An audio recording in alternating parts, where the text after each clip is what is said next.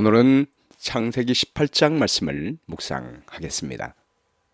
오늘 우리가 묵상할 문제는요, 모든 것을 다 아시는 전지전능하신 하나님께서 왜 이 땅까지 내려오셔서 보시고 심판하시려고 했을까요? 라고 하는 것입니다. 지난 시간에 하나님께서는 아브라함에게 할례를 행하라 하시고 언약을 베푸시기를 제안하시고 하늘에 올라가셨습니다. 그런 이후에 아브라함은 하나님의 제안에 순종해서 할례를 받았습니다. 그러므로 하나님과 아브라함 간에 언약이 체결된 것입니다. 하나님은 그 언약을 영원한 언약이라고 말씀했습니다. 인간의 편에서 약속을 지키지 않을지라도 하나님은 언제든지 영원토록 약속을 지키기 위하여 기다리시겠다는 것입니다. 사람의 구원을 위하여 포기하지 않고 끝까지 하나님은 일하시겠다는 것입니다. 언제든지 사람만 아버지 앞에 돌아오면 은혜를 베풀어 주셔서 구원하시겠다고 약속하셨습니다. 오늘 본문의 말씀은 하나님은 그 언약을 영원히 지키시며 그 은혜를 베풀기 위하여 끝까지 노력하시는 모습을 보여주고 있습니다. 1절 말씀 보겠습니다. 여호와께서 마므레에 상수리 나무들이 있는 곳에서 아브라함에게 나타나시니라. 날이 뜨거울 때에 그가 장막 문에 앉아 있다가 눈을 들어 본즉 사람 셋이 맞은편에 서 있는지라. 그가 그들을 보자 그 장막 문에서 달려가서 영접하여 몸을 땅에 굽혀 이르되 내 주여 내가 주께 은혜를 입었사오면 원하건대 종을 떠나 지나가지 마시옵고 물을 조금 가져오리니 당신들의 마음을 상쾌하게 하신 후에 지나가소서. 당신들이 종에게 오셨음이니이다. 그들이 이르되 내 말대로 그리하라. 여호와께서 아브라함의 집 앞을 지나가셨다라고 표현하고 있습니다. 여호와께서 아브라함의 집 앞을 지나간 것은 아브라함의 집을 방문하러 오신 것은 아니었습니다. 소돔과 고모라를 향하여 가던 중이었습니다. 만일 아브라함이 적극적으로 그 손님을 초대하지 않았더라면 그들은 지나갔을 것입니다. 그 시간은 하루 중 가장 뜨거울 때였습니다. 가나안의 날씨는 뜨거운 사막과 같은 더운 지방인데 그 중에서 가장 뜨거울 때니 손님을 대접하기에 힘든 시간이었습니다. 그러나 아브라함은 빨리 그들을 따라가서 최고의 예의를 갖추어 자신의 장막에 머물러 쉬어가기를 원했습니다. 그는 그들이 여행으로 발에 묻은 먼지를 씻을 물을 손수 떠옵니다. 그럼 몸소 음식물을 선택하여 그들이 서늘한 그늘 아래서 휴식하는 동안 연회를 준비합니다. 6절 말씀에요. 아브라함이 급히 장막으로 가서 사라에게 이르되 속히 고운 가루 3쌀을 가져다가 반죽하여 떡을 만들라 하고 아브라함이 또 가축대 있는 곳으로 달려가서 기름지고 좋은 송아지를 잡아 하인에게 주니 그가 급히 요리한지라. 아브라함이 엉긴 젖과 우유와 하인이 요리한 송아지를 가져다가 그들 앞에 차려놓고 나무 아래에 모셔 섬에 그들이 먹으니라. 하나님께서는 손님을 대접하는 정중한 행동을 하나님의 말씀에 기록할 만큼 중요하게 여기셨습니다. 히브리서 13장 2절 말씀에 손님 대접하기를 잊지 말라. 이로써 부지 중에 천사들을 대접한 이들이 있느니라 라고 말씀했습니다. 아브라함은 이들이 천사들인지 모르고 대접했습니다.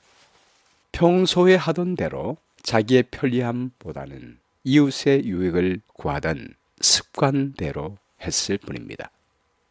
아브라함은 하나님께서 말씀하신 대로 복의 통로가 됐습니다. 하나님께 복을 받아 모든 사람들에게 복을 나누는 사람이 됐습니다. 지금 방문한 사람은 아는 사람이 아닙니다. 이웃도 아닙니다. 낯선 나그네입니다. 그러나 하나님이 주신 명령, 너를 통하여 모든 민족을 복을 주리라 라고 약속했기 때문에 아브라함은 이 땅에 있는 모든 민족들이 다 하나님의 자녀임을 기억하고 있었습니다. 오늘날 미국에서 흑인 차별, 요즘은 아시아인 차별, 인종차별이 이루어지고 있지 않습니까?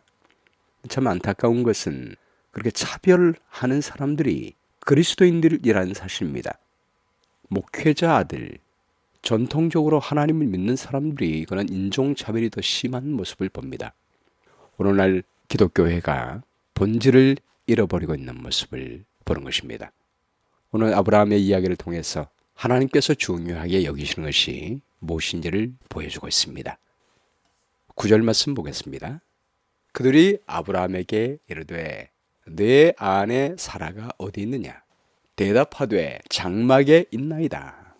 그가 이르시되 내년 이맘때 내가 반드시 내게로 돌아오리니 내 아내 사라에게 아들이 있으리라 하시니 사라가 그 뒤 장막문에 들었더라.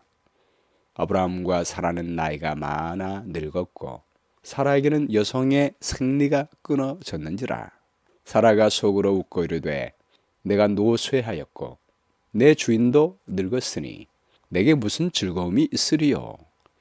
여호와께서 아브라함에게 이르시되 사라가 왜 웃으며 이르기를 내가 늙었거늘 어떻게 아들을 낳으리요 하느냐. 여호와께 능하지 못한 일이 있겠느냐. 기한이 이를 때에 내가 내게로 돌아오리니 사라에게 아들이 있으리라. 사라가 두려워서 부인하여 이르되 내가 웃지 아니하였나이다. 이르시되 아니라 네가 웃었느니라. 지난 17장에서는 아브라함이 하나님의 말씀을 믿지 못하여 웃었지요. 그래서 그 아들 이름을 이삭이라고 하라고 했습니다. 웃음이라는 뜻입니다. 오늘은 사라가 웃습니다. 전능하신 하나님의 능력을 믿지 못하여 웃은 것입니다. 그러나 여기 놀라운 약속은 사라의 믿음이 없음에도 불구하고 하나님은 약속대로 사라에게 아들을 낳게 주시겠다고 약속하십니다.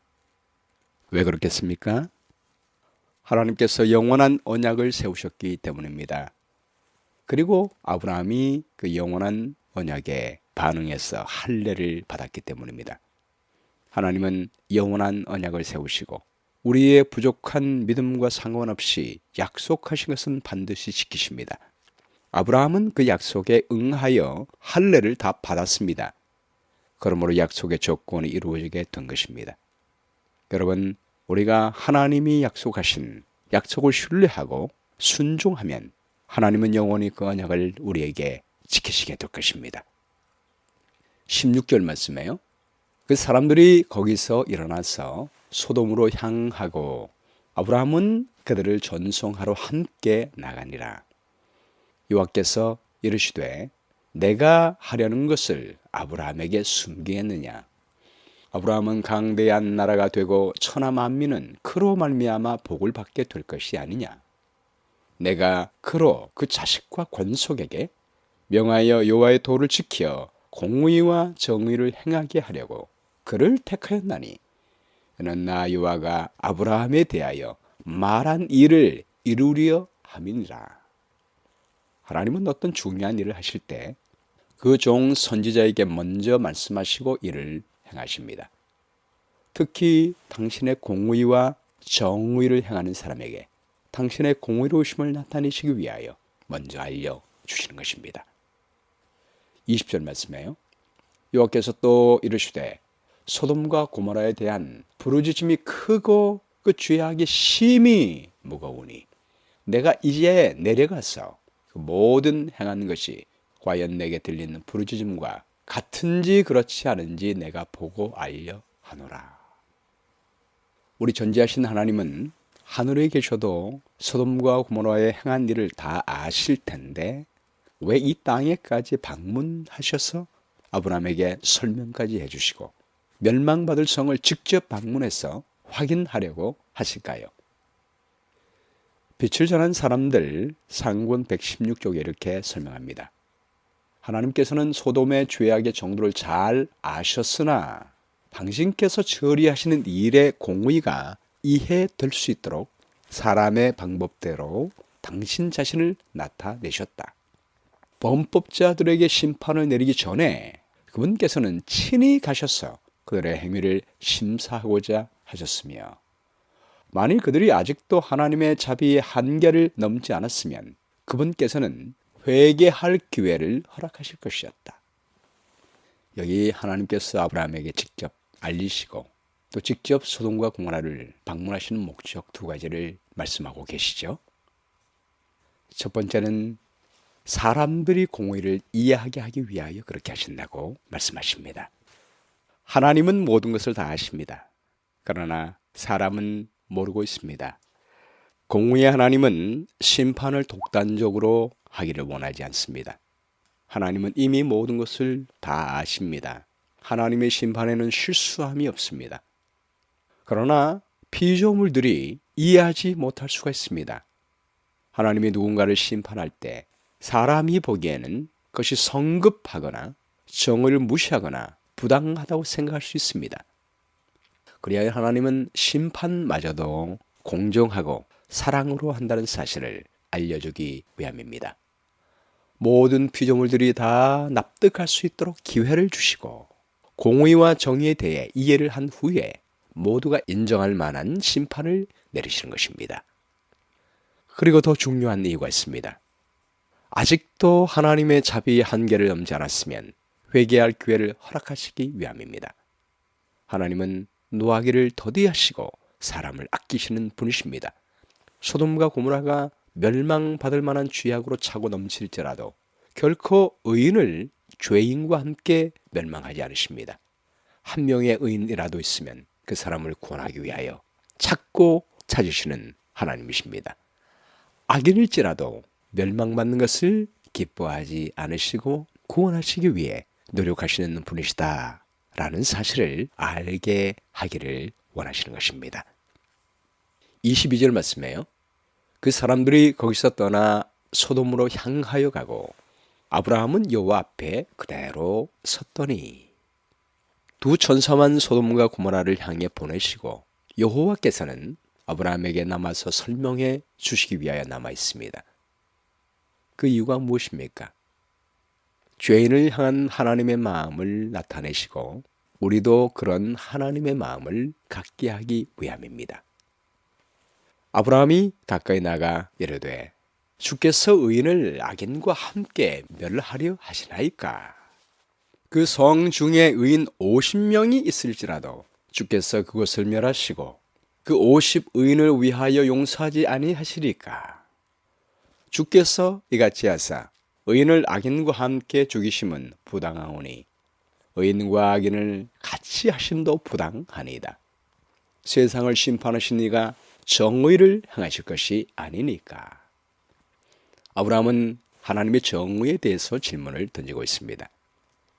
그리고 아브라함은 소돔에 있는 사람들을 구원하기 위하여 하나님께 중보 기도를 하기 시작한 것입니다. 이 장면은 예수님이 하늘 지성소에서 아버지 앞에서 우리의 죄를 용서하기 위해 탄원하는 장면을 연상시킵니다. 아브라함이 그토록 소돔 사람을 위해서 간구하는 것은 그곳에 사랑하는 조카 롯이 살고 있었기 때문입니다. 그는 한때 롯을 칼로 구원한 일이 있었습니다. 이제는 기도로서 그를 구원하기 위하여 노력하고 있습니다. 27절 말씀에요. 아브라함이 대답하여 이르되 나는 티끌이나 재와 같사오나 감히 주께 아뢰나이다. 50의인 중에 5명이 부족하다면 그 5명이 부족함으로 말미암아 온 성읍을 멸하시리까? 이르시되 내가 거기서 45명을 찾으면 멸하지 아니하리라. 아브라함은 자신의 의나 자기의 선행을 의지하여 간구하지 않았습니다. 그는 죄인으로서 죄인을 위하여 간구합니다. 하나님의 성품과 의를 의지하여 기도합니다. 여러분, 우리가 하나님께 기도할 때는 이런 정신으로 기도해야 합니다. 우리 모두는 죄인이지만 하나님의 성품과 의를 의지할 수 있습니다. 우리가 예수님의 이름으로 그분의 성품과 의를 의지하며 다른 사람을 위하여 기도할 수가 있습니다. 아브라함은 또한 사랑하는 아버지에게 간청하는 어린 아이의 확신을 나타냈습니다. 그런 우리 하나님 아버지께서 자비하신 분이심을 믿었습니다. 그 믿음으로 간구하는 것입니다. 또한 하나님의 이름의 영광을 염려하는 마음으로 구하는 것입니다. 그리고 한 번만이 아니라 여러 번 간구합니다. 29절 말씀에요. 아브라함이 또 아뢰어 이르되 거기서 40명을 찾으시면 어찌하려 하시나이까. 이르시되 40명으로 말미암아 멸하지 아니하리라. 아브라함이 이르되 내 주여 노하지 마옵소서. 말씀하게 하옵소서. 거기서 30명을 찾으시면 어찌하려 하시나이까. 이르시되 내가 거기서 30명을 찾으면 그리하지 아니하리라. 아브라함이 또 이르되 내가 감히 내 주께 아뢰나이다. 거기서 20명을 찾으시면 어찌하려 하시나이까. 이르시되 내가 20명으로 말미암아 그리하지 아니하리라. 아브라함이 또 이르되 주는 노하지 마옵소서. 내가 이번만 더 아뢰리다. 거기서 10명을 찾으시면 어찌하려 하시나이까. 이르시되 내가 10명으로 말미암아 멸하지 아니하리라. 여호와께서 아브라함과 말씀을 마치시고 가시니 아브라함도 자기 곳으로 돌아갔더라. 여러분, 아브라함이 이렇게 끈질기게 강력하게 기도할 수 있었던 것은 무엇 때문일까요? 멸망하는 영혼에 대한 사랑이 아브라함의 기도에 힘을 불어넣었습니다. 죄는 미워하지만 죄인은 구원 얻기를 원하는 마음, 이것이 바로 하나님의 마음인 것입니다. 여러분, 오늘날도 날마다 은혜의 기간은 끝나가고 있습니다. 날마다 죄인들은 구원받지 못하고 죽어가고 있습니다. 이때 죄인들을 향하여 아버지 하나님의 마음을 가지고 끈기 아브라함처럼 간청하며 중보하는 음성이 어디 있습니까? 아브라함의 기도는 예수님의 정신입니다. 우리 예수님께서 하늘 위에 계시지만 이 땅에 있는 사람 한 사람도 잃어버리지 않기 위하여 지금 그분은 중보 기도하고 있습니다. 이미 이 땅 위에 오셔서 구원의 값을 치르시고 십자가에서 그분의 피를 쏟으신 그분은 한 영혼의 가치를 아십니다. 아버지, 저들을 사하여 주옵소서. 자기의 하는 것을 하지 못함입니다. 라고 기도하신 예수님, 지금은 끝까지 사람을 구원하기 위하여 일하시고 계십니다. 아브라함의 기도 때문에 롯은 구원을 받았습니까? 네. 창세기 19장 29절에 보면요, 하나님이 그 지역의 성을 멸하실 때, 그 롯이 거주하는 성을 엎으실 때에 하나님이 아브라함을 생각하사 롯을 엎으시는 중에 내보내셨다 라고 말씀하십니다. 우리 예수님은 우리를 위하여 중보하십니다.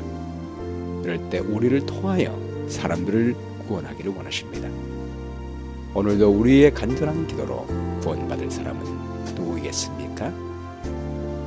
오늘 말씀 가운데 나타난 하나님의 성품은 무엇입니까?